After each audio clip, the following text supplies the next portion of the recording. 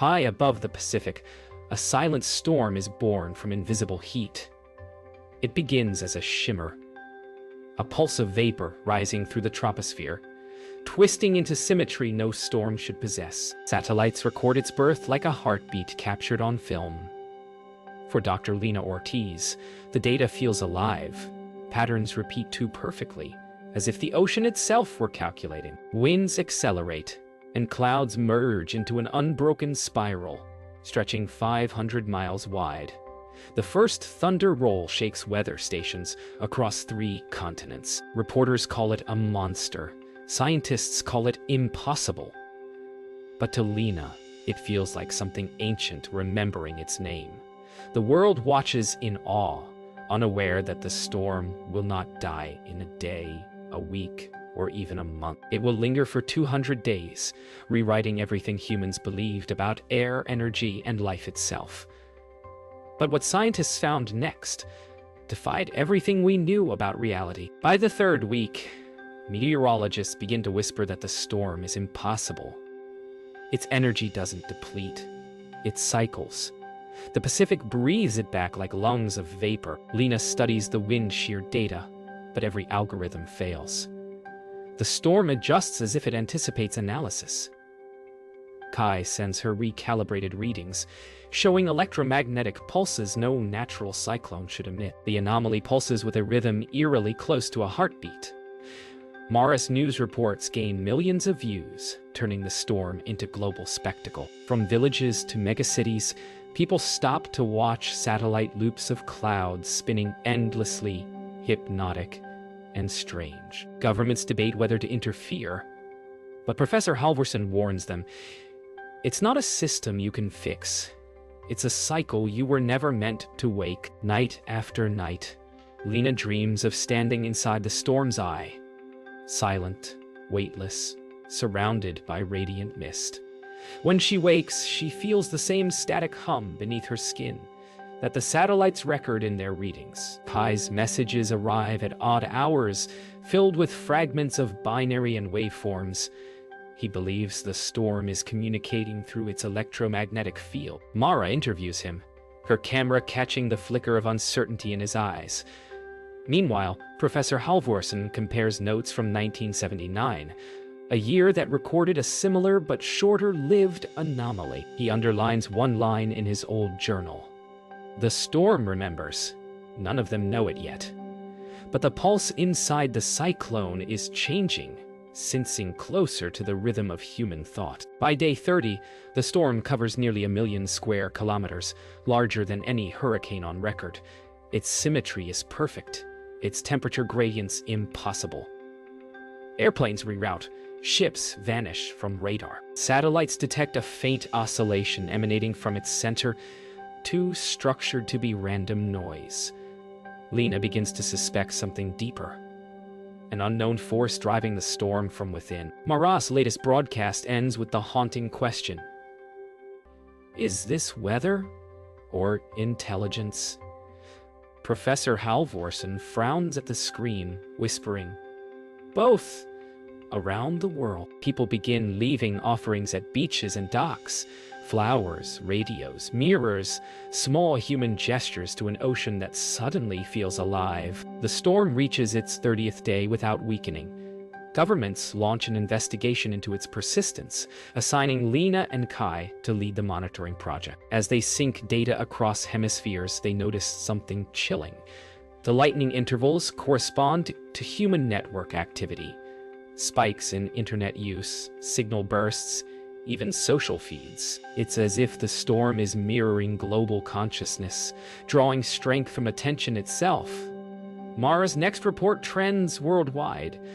The very act of watching may be feeding it. Professor Halvorsen closes his journal and looks toward the darkening sky. We gave it a name, he mutters. Now it knows we're watching. By the 40th day, the storm's spiral tightens into a shape so perfect, it seems engineered. Satellite telemetry shows a repeating energy rhythm. Every 88 seconds, a pulse of light ripples through the cloud bands like a signal. Dr. Lena Ortiz stares at the sequence, her heart matching its rhythm unconsciously. Kai Nakamura isolates the wave pattern, but his instruments keep resetting. As if the storm resists observation, Mara Quinn films from a research ship, capturing footage of lightning arcs that form geometric grids across the sea surface. The world is transfixed. In villages, cities, even classrooms, people start counting the storm's pulse aloud. Professor Halvorsen warns that synchronization with natural systems can be dangerous if it beats with us, he says softly.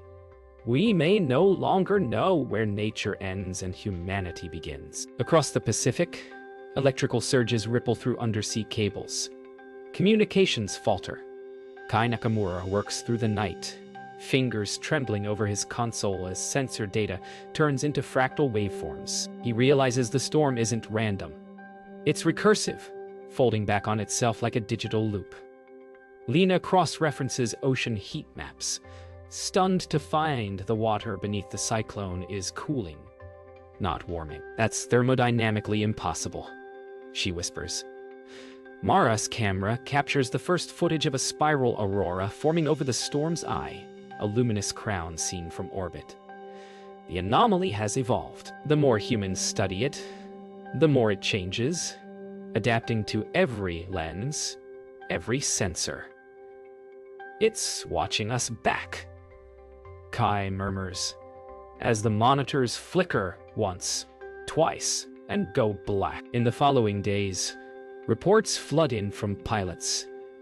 Compasses spin near the storm's perimeter, and radio waves echo messages that were never transmitted. Lena gathers her team, comparing the anomalies to neural activity, tiny bursts of electrical feedback mimicking brain patterns. Professor Halvorsen reviews ancient maritime logs, describing eternal cyclones that guided lost ships home centuries ago. Mara interviews fishermen who claim the clouds whisper, "Go back."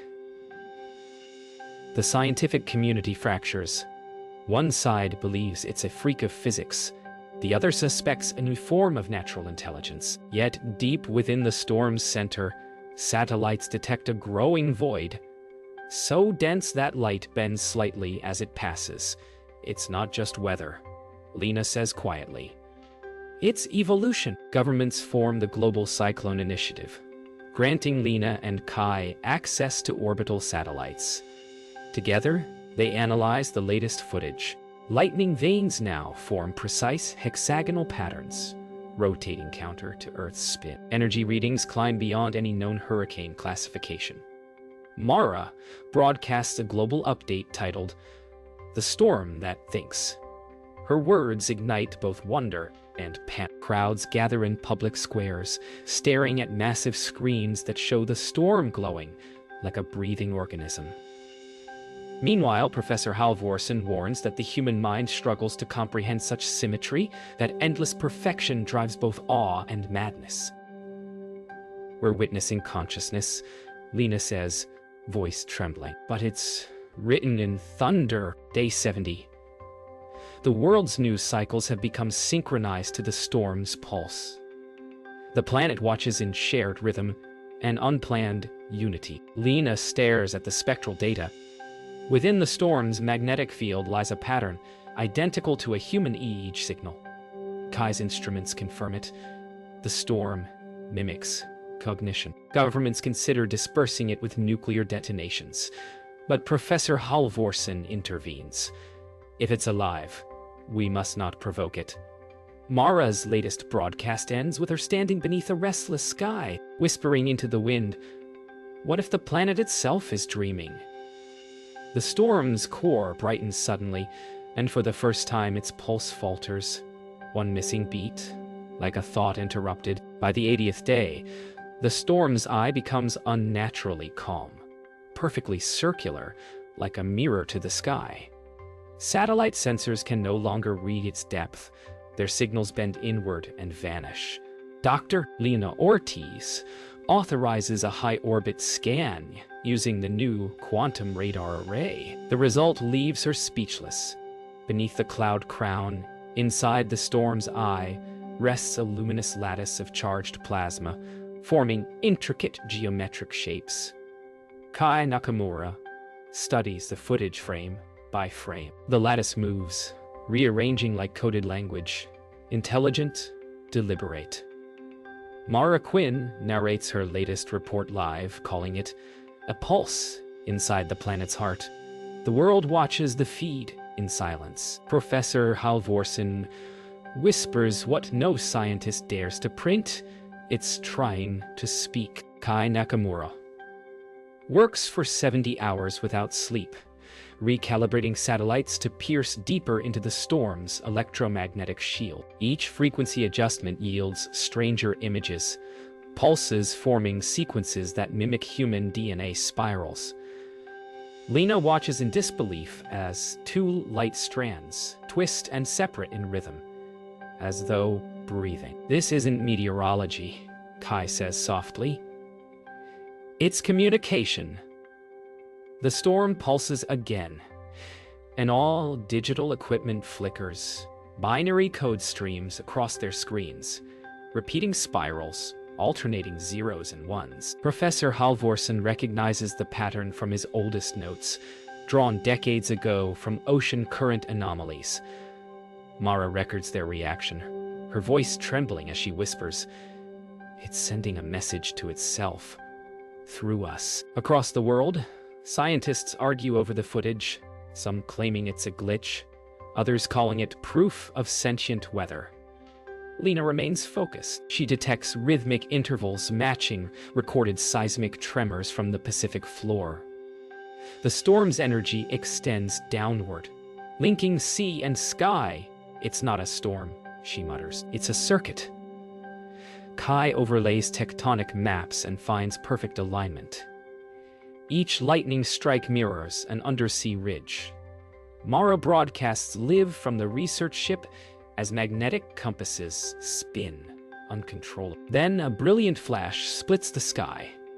The storm emits a tone so low it vibrates in the chest. For the first time, the world hears its voice. A sound that feels like a heartbeat and a question all at once. Professor Halvorsen revisits an old weather archive from 1904, handwritten notes describing a storm that hummed like a living choir. His pulse quickens as he matches the frequencies to today's readings. Identical. The phenomenon is cyclical, returning every 120 years. Lena suspects the Earth's magnetic field might trigger its birth. Kai tests this theory by launching a micro-drone into the storm's edge. The signal cuts out immediately, then returns with distorted visuals, fractal patterns made of light and sound. Mara's broadcast carries the footage across the world. Viewers claim to hear whispers within the static, a language older than thunder, softer than wind. "It's been waiting," Halvorsen whispers, "for someone to listen." The drone's recovered footage changes everything. Within the storm's heart, amid churning vapor and plasma, is a colossal vertical column of light, an energy spine branching like roots into the sea and tendrils into the sky. Lena's voice shakes as she describes it. It's feeding both directions. Kai overlays electromagnetic readings. The column emits stable frequencies, self-sustaining like a generator or organism. Mara records her final report of the night, whispering that perhaps this is not a storm on Earth, but a storm of Earth. An atmospheric memory of creation itself. Then, just before transmission ends, the storm flares bright white. For 3 seconds, every satellite in orbit goes silent. By day 100, the storm dominates every screen on Earth. News anchors, children, and astronauts all watch the same spiraling eye, an endless vortex painted in light and shadow. In New York, crowds fill the streets to witness its live projection across skyscraper facades. In Tokyo, monks chant to its rhythm. Dr. Lena Ortiz studies its pulse through sleepless nights, feeling as though her mind drifts inside it. The data suggests the storm has reached equilibrium, producing more energy than it consumes. It's self-sustaining, she murmurs. Kai Nakamura confirms a terrifying detail. The storm's electromagnetic field now extends beyond the Pacific. Its rhythm pulses faintly across continents. Humanity, unknowingly, has begun to move in time with the storm's beat. Kai Nakamura's readings indicate something new. The storm is adapting to observation. Every broadcast, every data scan seems to change its internal frequency. It's listening, he whispers. Across the globe, electrical grids begin sensing to the same electromagnetic signature. Streetlights flicker in unison with distant lightning. Mara Quinton's live coverage becomes a viral phenomenon, drawing billions of viewers. Yet as ratings rise, the storm grows stronger, as though awareness feeds it. Professor Halvorsen calls Lena in panic. Turn off the satellites. You're teaching it how to see us. But before they can act, the storm emits a global electromagnetic surge. For 13 seconds, the planet goes silent. No signal, no light, no heartbeat but the storm. When the lights return, the world is changed. Across every continent, digital screens display a single frozen frame. The storm's eye staring back. People swear it blinked. Mara reports from a field station, her voice trembling as she recounts mass dreams, millions of people describing the same vision of floating above the storm, hearing whispers and static. Lena's instruments record brainwave interference patterns similar to REM sleep. Kai's equipment captures audio, pulses that form harmonic chords. It's synchronizing consciousness, Lena says, her voice distant, almost reverent. Professor Halvorsen, watching the feed from his cabin, exhales a single word: awakening. And somewhere within the storm, lightning begins forming shapes that resemble faces. Government's worldwide order. Satellite transmissions shut down, but it's too late. The storm's pulse has embedded itself into global power grids and atmospheric resonance. It hums faintly in radio static, whispers through fluorescent lights, and trembles through the ocean floor. Lena and Kai work side by side, their exhaustion deepening into wonder. It's everywhere now, Kai murmurs. Professor Halvorsen studies archived storm data spanning centuries, realizing that each recurrence coincided with major leaps in human understanding.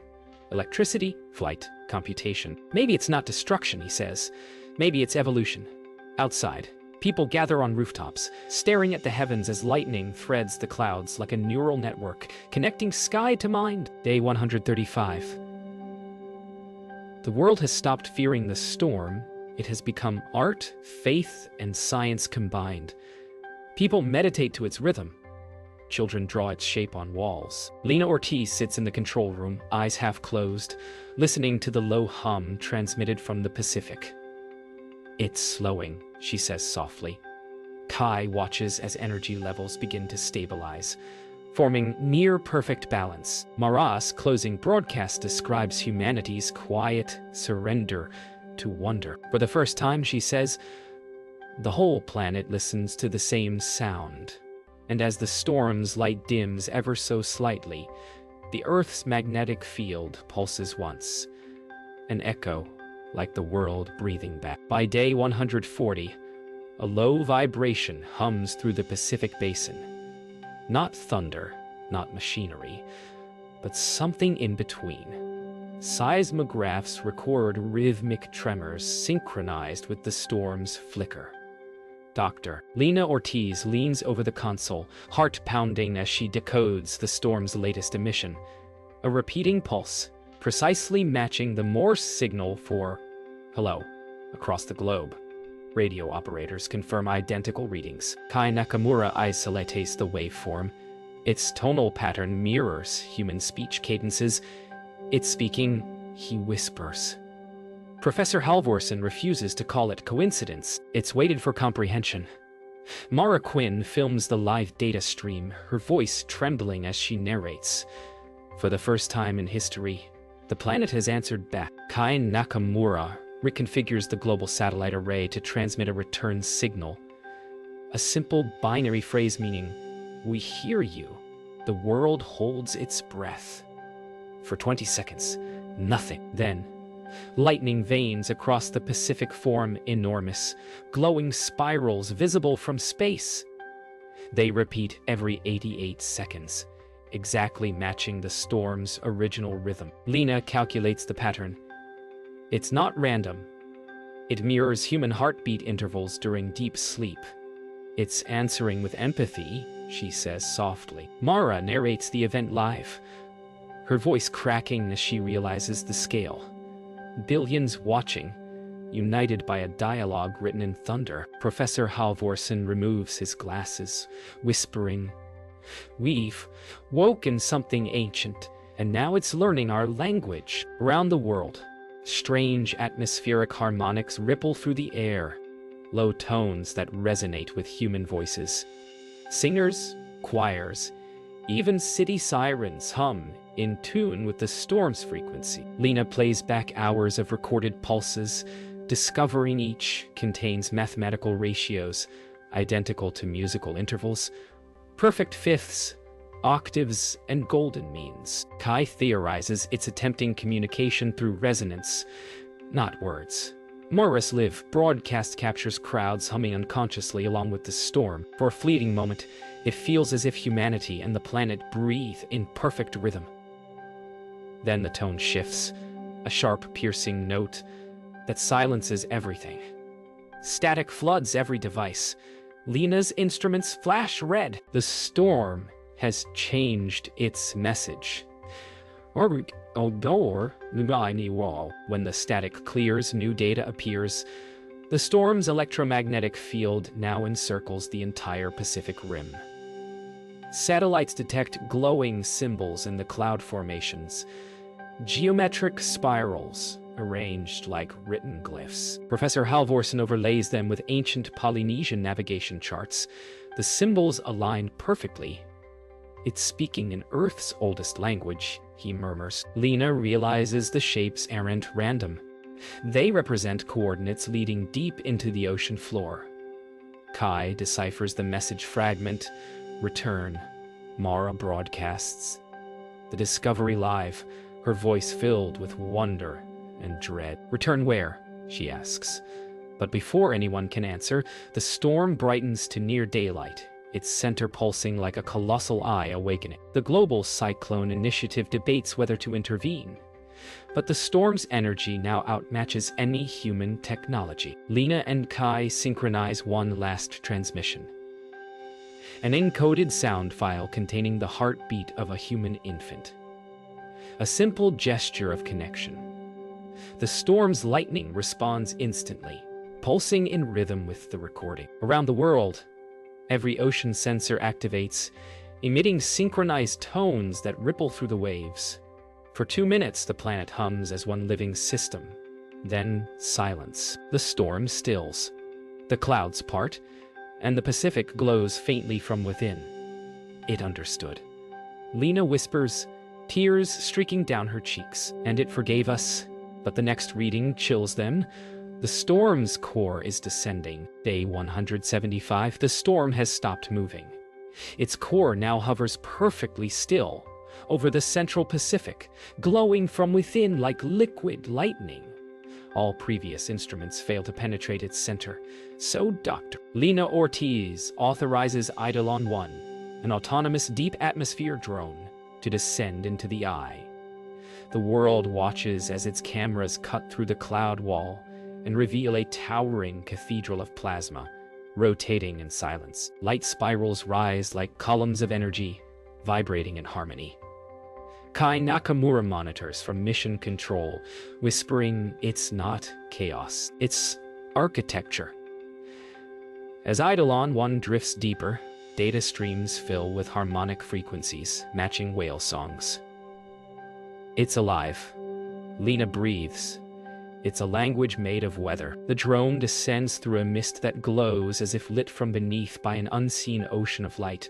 Kai stabilizes its sensors, his voice calm but shaking. Inside the storm's heart, currents of plasma twist around each other like neural pathways.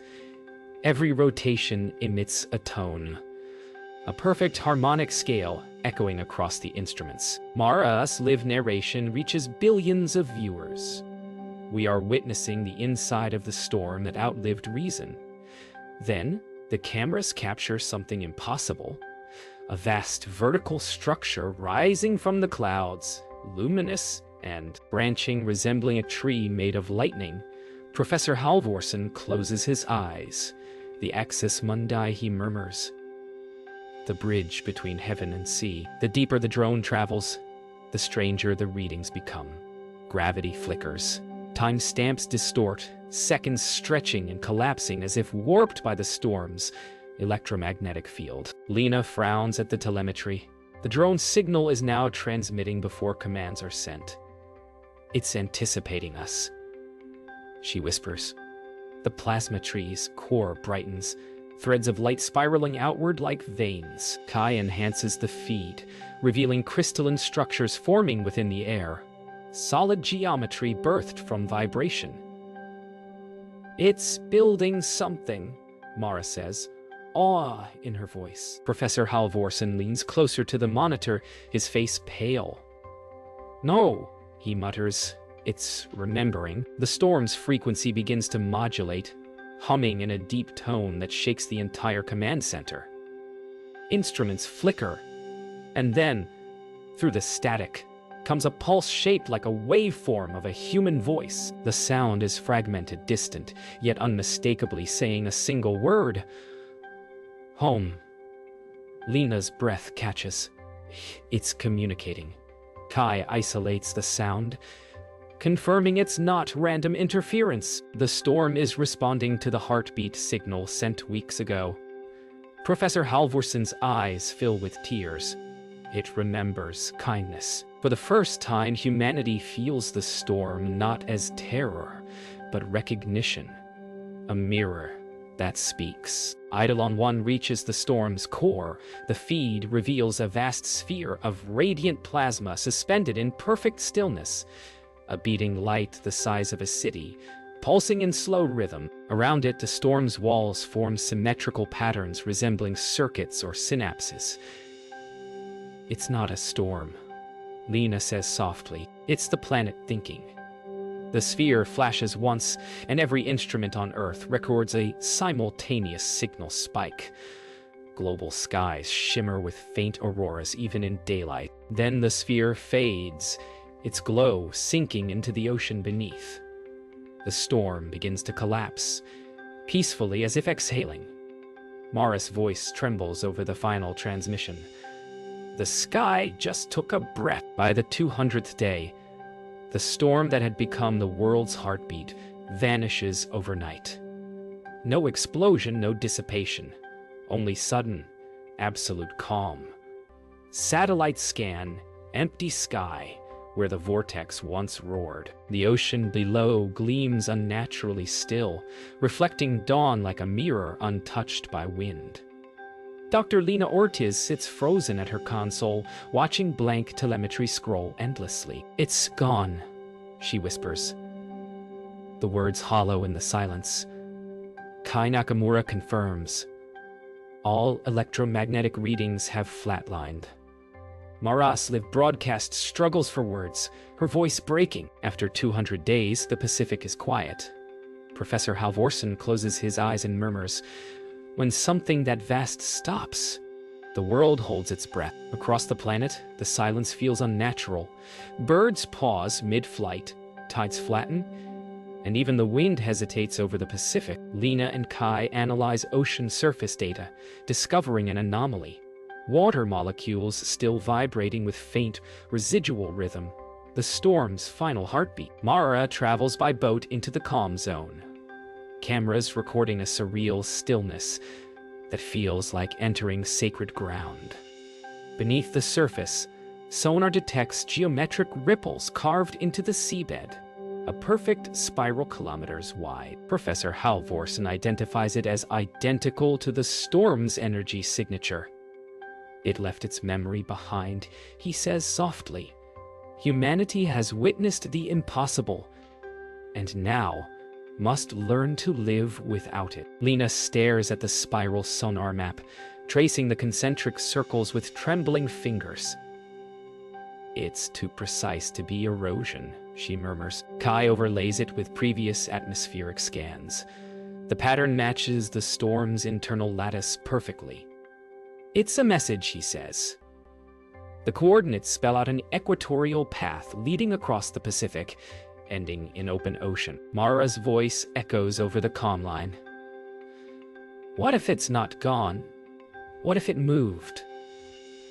Professor Halvorsen nods slowly, eyes glinting with melancholy wonder. Perhaps it travels between worlds of air and thought. The realization settles over them. Maybe the storm wasn't weather at all.